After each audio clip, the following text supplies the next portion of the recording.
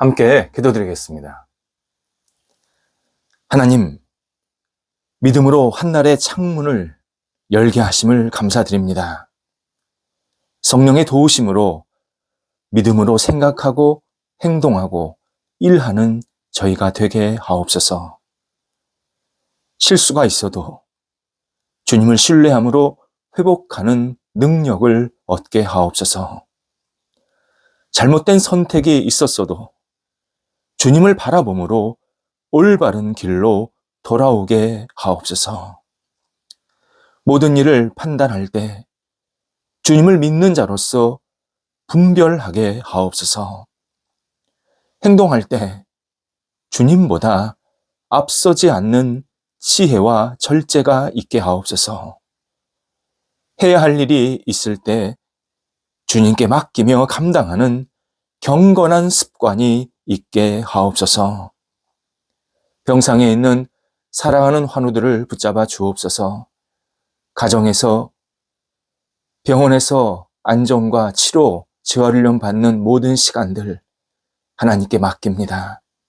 하나님께서 마음껏 사랑으로 감싸 안아 주시고 치유의 손길을 베풀어 주시고 회복하는 능력이 있게 하여 주셔서 오늘도 주님 때문에 웃게 하시고 감사하게 하시고 모든 치료의 과정들을 넉넉히 감당하도록 인도하여 주옵소서. 아프지만 영원히 살아나게 하시고 지치지 않게 하시고 믿음을 가지고 주님을 바라볼 수 있게 해주셔서 모든 치료를 통하여서 하나님을 경외하고 하나님만을 붙잡는 복된 시간 될 수 있도록 함께 하옵소서. 옆에서 기도하시고 애쓰시는 가족들 붙잡아 주셔서 힘 주시고 위로해 주시고 희망 주시고 모든 것을 잘 감당할 수 있도록 넉넉함 허락하여 주셔서 우리 사랑하는 가족들이 함께 환우들과 손을 잡고 하나님을 바라보는 믿음의 시간이 될 수 있도록 역사하여 주옵소서. 자녀들 하나님의 사람으로 오늘도 서게 하옵소서. 믿음의 자녀, 은혜의 자녀, 감사의 자녀, 사랑의 자녀들로 오늘도 마음껏 쓰임받게 하옵소서. 속한 곳에서 빛이 되게 하시고 가는 곳곳마다 하나님의 능력이 나타날 수 있게 하여 주셔서 자녀들이 세상 속에서 많은 사람을 옳은 길로 이끌어가는 하늘의 별과 같은 존재들이 될 수 있도록 함께 하옵소서. 어린 자녀들 무럭무럭 자라 하나님을 의지하며 평생 주 안에 거하게 하시고 공부하는 자녀들 집중해서 최선을 다하게 하셔서 다음 단계를 위해서 공부할 때에 놀라운 결실들이 맺히게 하시고 하나님 주시는 은혜로 새로운 미래를 힘차게 준비할 수 있도록 모든 여건들, 상황들을 주장하여 주시옵소서. 공부할 때에 모자른 것 주님 앞에 내어 맡기며 기도로 채움받게 도와주시고 어릴 때부터 하나님을 의지하면서 꿈을 키울 수 있도록 우리 학업의 자리가 복된 자리가 되도록 인도하여 주옵소서. 장래의 여러 가지 고민과 일, 만남을 가지고 기도하는 자녀들을 붙잡아 주옵소서. 하나님께서 선하게 이끌어 주셔서 분복을 누리게 하시고 마음껏 쓰임받게 하시고 모든 삶의 고뇌들이 은혜 가운데서 해결되고 힘차게 앞을 향해 나아갈 수 있는 거룩한 능력을 가득 부어 주시옵소서. 결혼 준비하고 있는 자녀들 붙잡아 주셔서 하나하나 잘 감당하게 하시고 한마음 되게 하시고 복 있는 가정, 믿음의 가정이 세워지게 하옵소서. 독립한 세대들 붙잡아 주옵소서. 주께서 선하게 이끌어 주셔서 말씀으로 기초가 되게 하시고 희망으로 앞을 향해 나아가게 하시고 역할들을 감당할 때에 주님께 모든 것을 내어 맡기는 믿음의 시간으로 모든 역할들을 감당토록 인도하옵소서. 성도들의 일터를 오늘도 붙잡아 주옵소서. 일터가 하나님의 은혜 가운데서 오늘도 활기차게 하시고 함께 일하는 모든 분들이 손을 잡고 합력하게 하시고 주 앞에 모든 것을 내어 맡기는 믿음의 일터가 되도록 인도하여 주옵소서. 한 사람 한 사람이 하나님을 바라볼 수 있는 일터 되게 하시고 홀로 일하시던 여러 사람이 일하시던 오직 하나님께서 지키시는 일터가 되게 하심에 마음껏 쓰임받도록 인도하옵소서. 일터에 거룩한 비전이 있게 하시고 그 비전이 하나씩 계획으로 세워지게 하시고 문이 열리게 하시고 진행되게 하시고 복된 결실들이 맺힐 수 있게 하여 주옵소서. 하나님의 뜻과 하나님의 방법과 하나님의 시간을 기다리오니 하나님 역사해 주셔서 우리 일터 하나하나가 하나님 앞에 아름답게 드려지는 하나님 나라에 크게 쓰임받는 일터들이 될 수 있도록 함께 하옵소서.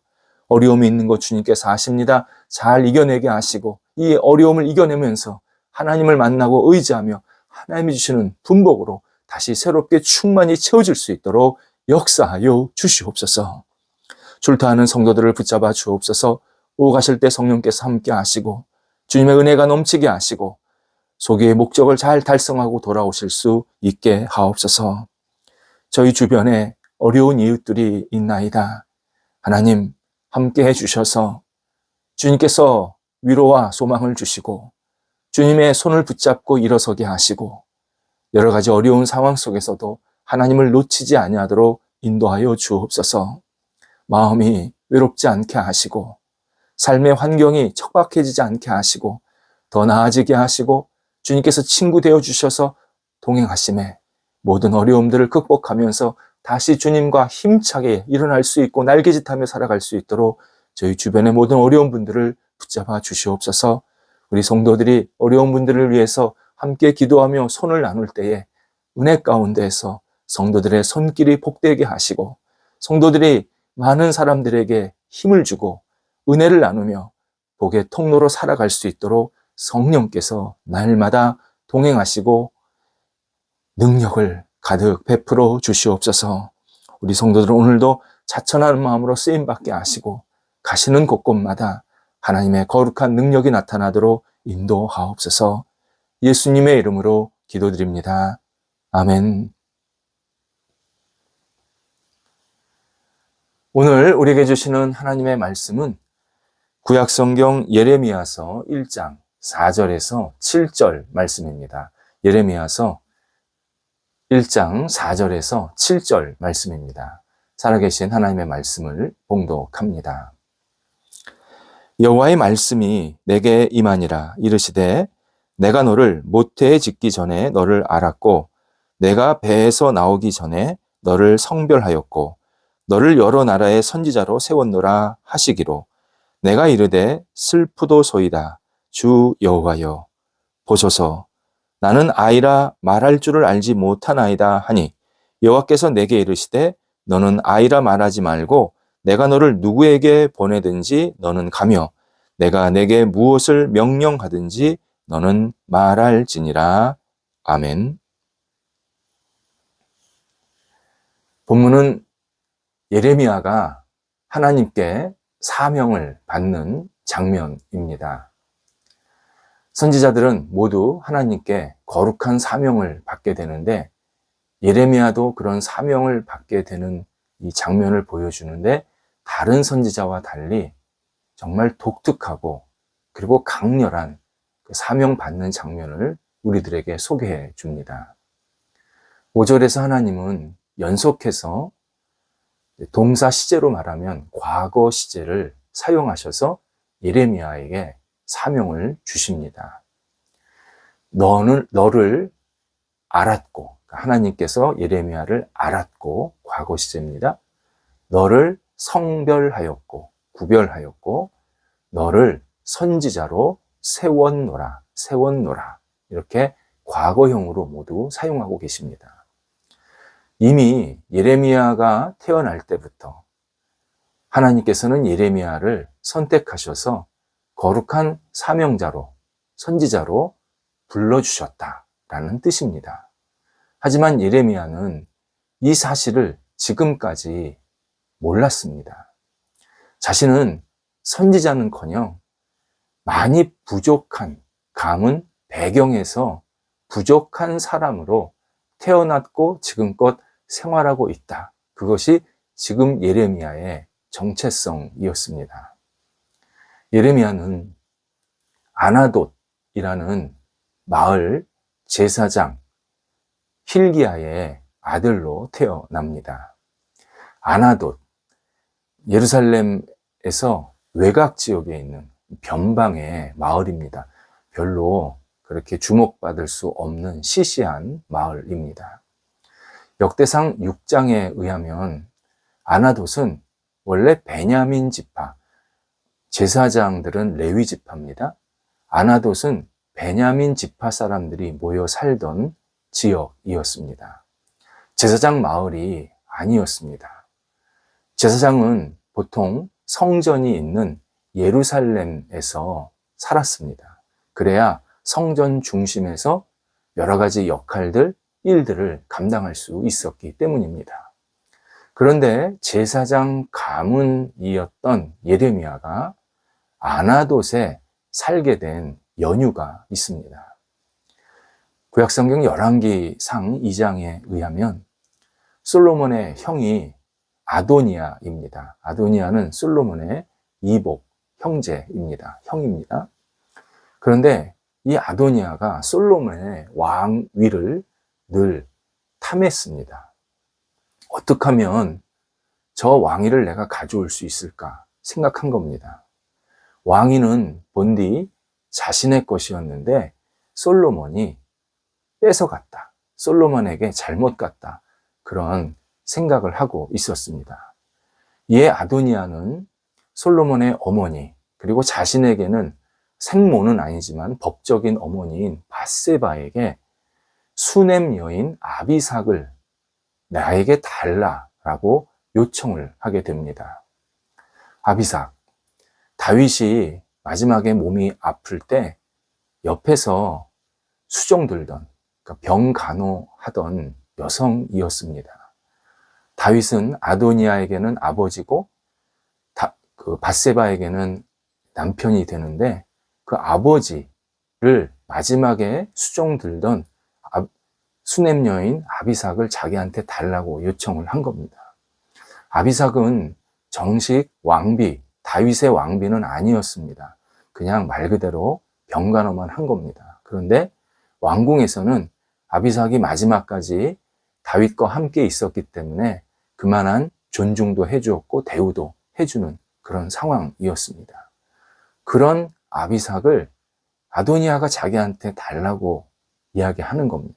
이유는 자기가 아비삭을 자기 아내로 맞이하면 솔로몬보다 위에 있게 됩니다. 솔로몬은 다윗의 아들이니까요. 그러니까 위에 있으니까 솔로몬에게 이렇게 저렇게 지시도 할 수 있고 직접적인 연결을 할 수 있는 그러한 선이 생기게 됩니다. 또 하나는 솔로몬의 왕위를 전면으로 부정할 수도 있는 권한이 생깁니다. 그 수넴 여인 아비삭이 만약에 아도니아를 남편으로 맞으면 아도니아가 아비삭을 막 이렇게 휘저어서 원래 다윗의 뜻은 솔로몬이 아니라 아도니아였다. 그렇게 발표하게 해라. 이런 약간 모략을 꾸밀 수가 있었던 겁니다. 이 사실을 솔로몬이 듣게 됩니다. 솔로몬은 아도니아가 왕권을 뺏으려고 하는구나. 그의 계략을 파악하게 되고 비록 형이었지만 결국 처리를 하게 됩니다. 그리고 이 아도니아와 모략과 계략을 같이 꾸민 제사장 아비아달을 아나돗으로 쫓아냅니다. 일종의 유배입니다. 아비아달은 아버지 다윗과 함께 고생을 많이 했고 또 다윗을 지켜주느라고 여러 가지 애쓴 것이 있었기 때문에 생명을 해하지는 않습니다. 그래서 아비아달을 아나돗으로 변방으로 유배를 보내게 된 겁니다. 시간이 지나면서 아나돗은 제사장 아비아달의 후손들이 살게 되는 마을이 되었습니다. 예레미야는 이 제사장 가문의 후예입니다. 예레미야는 제사장이었던 겁니다. 하지만 예레미야가 제사장이었다고 예루살렘에 있는 제사장과 사이가 좋지는 않았습니다. 정확히 표현하자면 예루살렘 제사장들이 아나돗 출신 제사장 예레미야를 인정하지 않았습니다. 자기들은 주류이고 예레미야는 비주류입니다. 예레미야는 변방에 쫓겨난, 유배당한 사람의 후손입니다. 자기들은 예루살렘 정통 제사장 가문들의 후손입니다. 당연히 같은 급시 아니라고 생각을 한 겁니다. 그래서 따돌렸고, 그리고 비판했고, 손가락질을 했습니다. 이 장면이 예레미야서 전반적으로 계속 등장합니다. 예레미야가 어떤 역할을 하면 다른 주류 제사장들이 예레미야를 막 공격하고 비판하는 장면들이 반복해서 나타납니다. 거기에 예레미야는 하나님의 부름을 받았을 때 나이가 어렸습니다. 그러니까 나이로나 가문으로나 배경으로나 예레미야는 당시 사회에서 인정받지 못했습니다. 영향력이 없었습니다. 완전 비주류 사람이었습니다. 하나님께서 그를 불러 선지자로 삼으십니다. 그리고 3가지의 과거 시제로 명확하게 내가 너를 불렀다고 말씀하십니다. 너를 알았고, 너를 성별했고, 너를 선지자로 세웠다. 하나님께서는 예레미야의 나이, 배경, 그런 것을 다 멀리해라. 신경 쓰지 마라. 내가 세상에 너를 왜 태어나게 했는지, 그리고 너는 무슨 일을 해야 되는지 내가 지금 너한테 알려주는 거 아니냐, 사명을 주는 거 아니냐, 그러니까 너는 이것을 받아들여라. 이렇게 하나님께서는 예레미야에게 하나님의 뜻과 계획을 백성들에게, 유대 백성들에게 마음껏 선포하라고 명령하시는 겁니다. 유대 백성들은 이미 예루살렘 제사장들에게 지시를 받고 있었습니다. 예루살렘 제사장들은 이것이 하나님의 뜻이다, 이렇게 살면 된다 라고 백성들을 지도하고 있었습니다.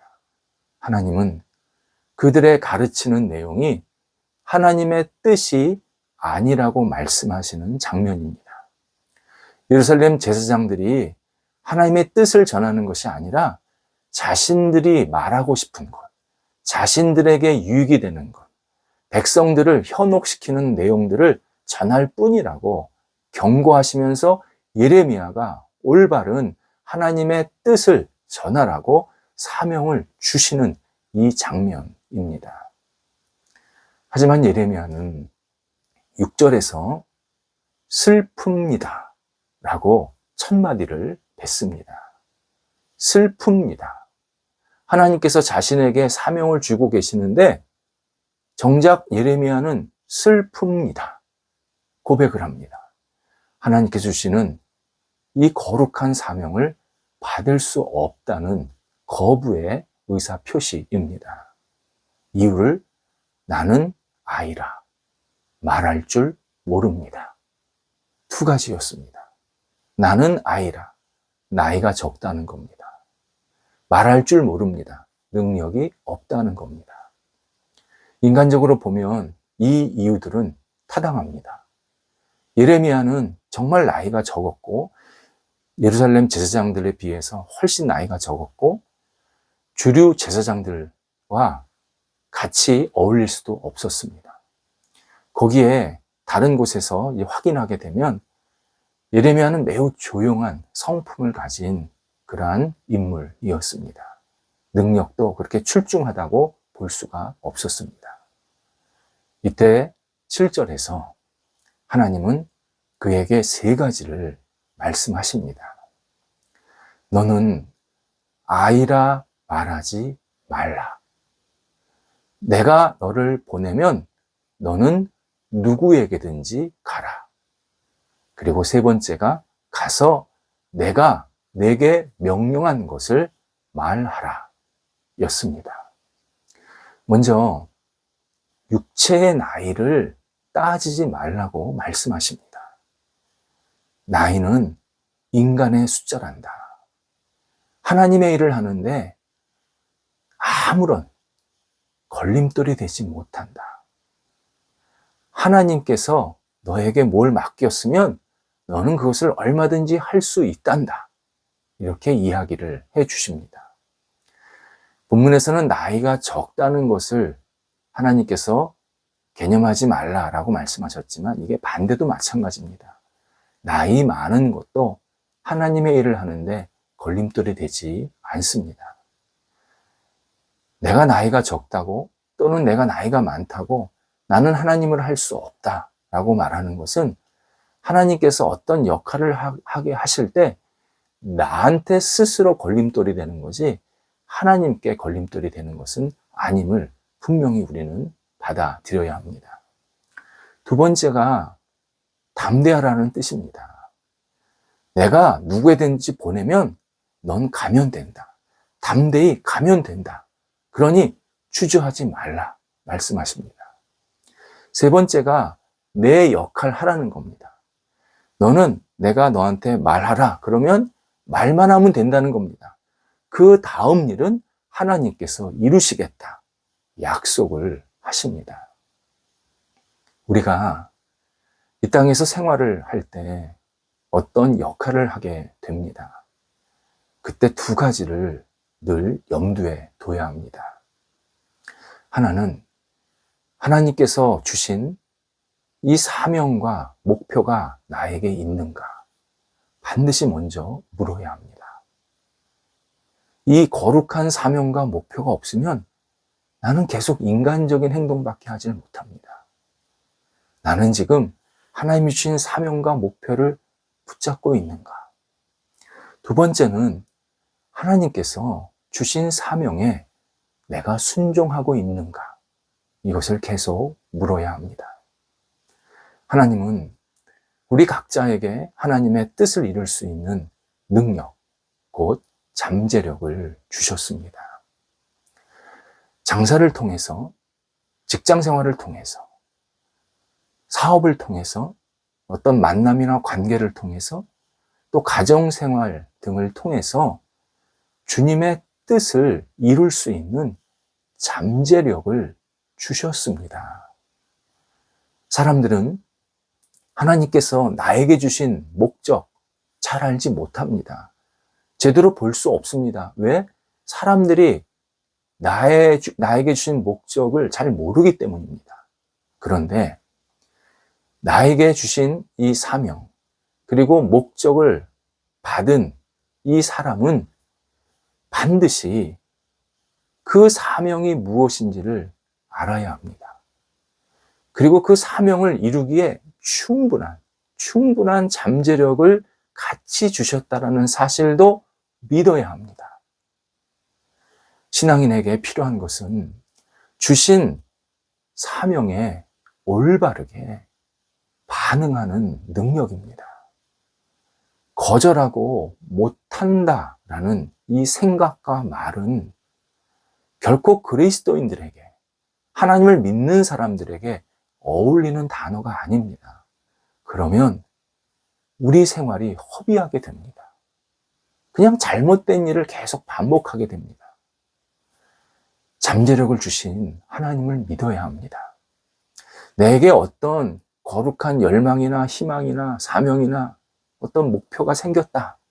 그러면 이것을 이룰 수 있는 잠재력도 주셨다. 이것을 확신하면서 하나님 앞에서 순종하면서 따라가면 예레미야처럼 하나님께서 이루고자 하시는 일들을 하나씩 이루는 통로로 우리를 살게 만드십니다. 사명을 받은 예레미야, 옛날 얘기 아닙니다. 지금 우리에게 하시는 장면, 말씀입니다. 우리가 하나님이 주신 이 사명감을 갖고 다시 시작해야 되고, 그리고 이 사명감을 갖고 시작할 때 반드시 잠재력도 주셨다, 능력도 주셨다 믿고 담대하게 부딪히고 앞을 향해 나아가야 합니다. 기도하겠습니다.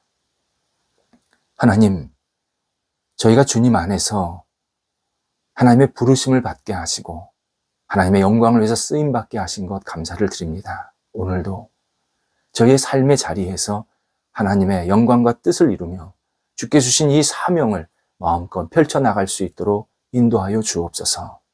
사람을 만날 때, 어떤 일을 할 때, 계획을 세울 때, 또 가정에서 여러 가지 역할들을 할 때 오직 하나님이신 능력으로 아름답게 쓰임받는 한 날이 되게 하옵소서.